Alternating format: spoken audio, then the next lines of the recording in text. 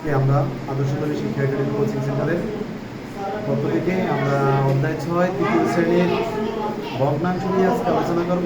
তো আমাদের সাধারণত ভগ্নাংশ খুব কঠিন মনে করে বাচ্চারা বা আমাদের শিক্ষার্থীরা বা বাইরেও দেখা যায় যে এরা মনে করে যে ভগ্নাংশ আসলে একটা কঠিন বিষয়। ভগ্নাংশ কী বা এটার মানে অনেকেই আমরা জানি না।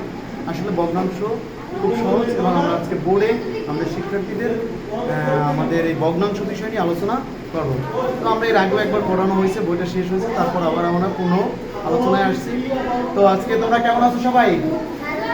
তো আমরা আজকে কোন অধ্যায় নিয়ে আলোচনা করতেছি তোমরা কি জানো? অধ্যায় 6 কি আছে বলো তো? তাইলে ভগ্নাংশ কাকে বলে তোমরা কি জানো? ভগ্নাংশ কাকে বলে? তাইলে ভগ্নাংশ কাকে বলে বলো তো?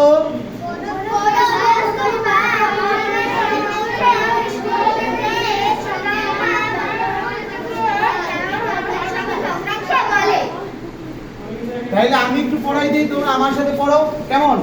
তাহলে পড়ো। কোন বস্তু বা পরিমাণের অংশ নির্দেশ করতে যে সংখ্যা বা শ্রেণী ব্যবহৃত হয় তাকে ভগ্নাংশ বলে। ভগ্নাংশ প্রধানত কত প্রকার বলো তো তোমরা?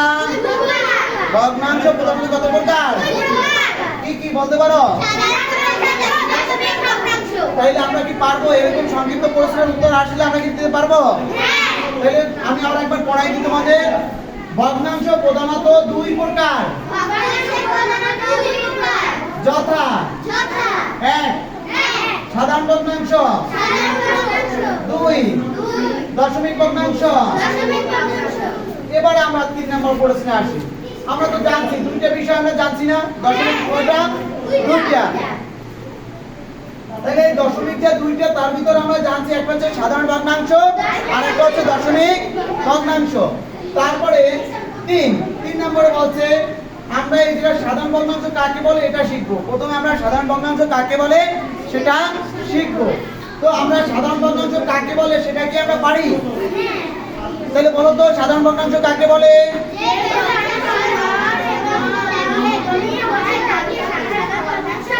তাহলে আমি পড়াই দিই। যে ভগ্নাংশ হর এবং লব নিয়ে গঠিত তাকে সাধারণ ভগ্নাংশ বলে। এরপর আসো সাধারণ ভগ্নাংশ তো পাইলাম কাকে বলে। এবার সাধারণ ভগ্নাংশ কত প্রকার জানা দরকার না আমাদের? সাধারণ ভগ্নাংশ কত প্রকার? একটু জোরে সোরে বলি তো, সাধারণ ভগ্নাংশ কত প্রকার? আমি যদি এত জোরে বলতে পারি তোমরা আরো জোরে বলতে পারবে না? তাহলে সাধারণ ভগ্নাংশ 3 প্রকার। তাহলে যথা একটা কি বলো তো? প্রকৃত ভগ্নাংশ। 2 কি? 3 কি? তাহলে এবার আমার সাথে একবার বলো। সাধারণ ভগ্নাংশ 3 প্রকার, যথা 1 প্রকৃত ভগ্নাংশ, 2 অপ্রকৃত ভগ্নাংশ, 3 মিশ্র ভগ্নাংশ। এরপর আসো আসলে প্রকৃত ভগ্নাংশ।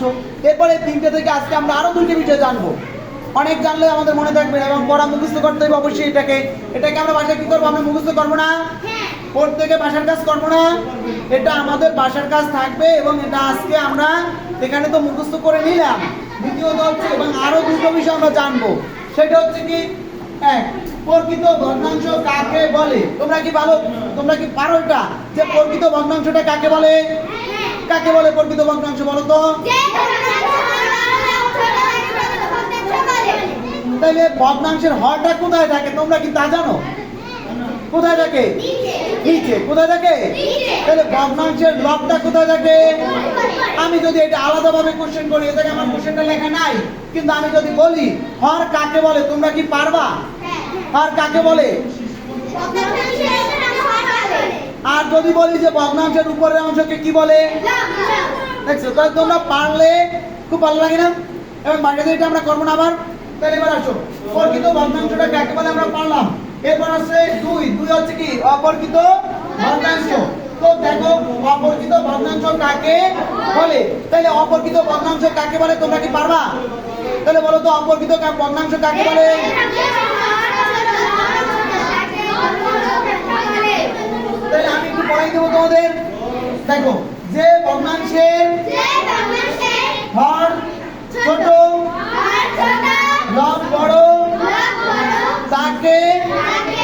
বলে?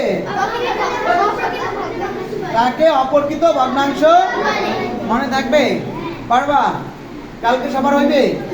তাইলে কালকে আমরা এটা পড়া কমপ্লিট করতে পারবো? আমরা ক্লাসের পরে ক্লাসে হয়েছে, এবার আমি একটা শেষ